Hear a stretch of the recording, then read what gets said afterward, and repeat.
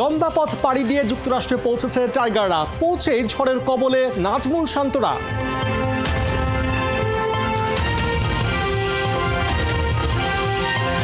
Batting order নিয়ে পরীক্ষা নিরীক্ষা এবার নিরেট বাস্তবতা, পরিসংখ্যানে বেরিয়ে এলো এমন কথা।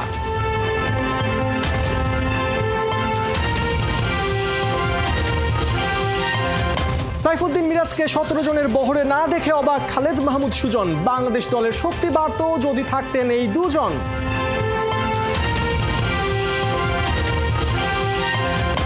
আবারও শাহরুখের দলে সাকিব আল হাসান, যুক্তরাষ্ট্রের মেজর লিগ ক্রিকেটে করে নিলেন স্থান।